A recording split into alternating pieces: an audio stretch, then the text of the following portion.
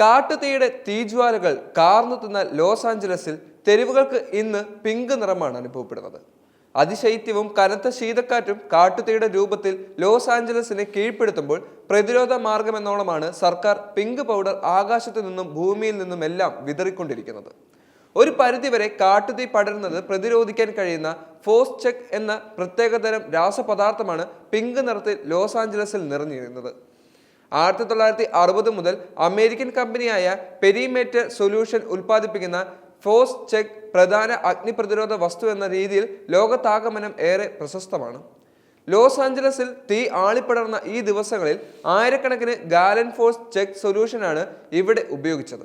ഇതിന്റെ പിങ്ക് നിറം തീ പടർന്ന് പിടിക്കുന്നത് ഒരു പരിധിവരെ തടയുമെന്നും മാത്രമല്ല, ഫയർ ആൻഡ് സേഫ്റ്റി ഉദ്യോഗസ്ഥർക്ക് ഈ അപകട സ്ഥലം പെട്ടെന്ന് തിരിച്ചറിയാനുള്ള സാഹചര്യം ഉണ്ടാക്കുന്നുവെന്നും BBC റിപ്പോർട്ട് ചെയ്തു.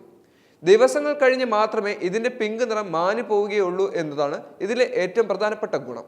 നേരിട്ട് തീയിലേക്ക് സ്പ്രേ ചെയ്യുന്നതിന് പകരം തീപിടുത്ത സാധ്യത മുന്നിൽ കണ്ട് ഫോസ്ചെക് മുൻകൂട്ടി സ്പ്രേ ചെയ്യുകയാണ് ചെയ്യുന്നത്. വെള്ളത്തെ പോലെ പെട്ടെന്ന് വറ്റിപ്പോകുന്നില്ല എന്നതുകൊണ്ട് തന്നെ ഇത് ഏതു സമയത്തും ഉപയോഗിക്കാനും കഴിയും. ഫോസ്ചെക്കിന്റെ വ്യാപകമായ ഉപയോഗം പാരിസ്ഥിതിക ആരോഗ്യ പ്രശ്നങ്ങൾക്ക് ഇടയാക്കിയേക്കാം എന്നാണ് വിലയിരുത്തപ്പെടുന്നത്. ഇതിലടങ്ങിയ രാസവസ്തു ജലസ്രോതസ്സുകൾ അടക്കം മലിനമാക്കാനും ഇത് ആരോഗ്യ പ്രശ്നങ്ങളിലേക്ക് നയിക്കാമെന്നും പരിസ്ഥിതി പ്രവർത്തകരുടെ മുന്നറിയിപ്പുണ്ട്. എങ്കിലും നിലവിലെ സാഹചര്യത്തിൽ ലോസ് ആഞ്ചലസിൽ ലഭിക്കുന്നതിൽ വെച്ച് ഏറ്റവും ഫലപ്രദമായ വസ്തുവാണ് ഫോസ്ചെക് എന്നതാണ് സർക്കാർ വൃത്തങ്ങൾ ചൂണ്ടിക്കാണിക്കുന്നത്. അതേസമയം ഒരാഴ്ചയോളമായി സംസ്ഥാനത്താകെ വിഴുങ്ങിയ കാട്ടുതീയെ അണയ്ക്കാൻ കഴിയാതെ കൈമലർത്തുകയാണ് ആഗോള ശക്തിയെന്ന് അഹങ്കരിക്കുന്ന അമേരിക്ക.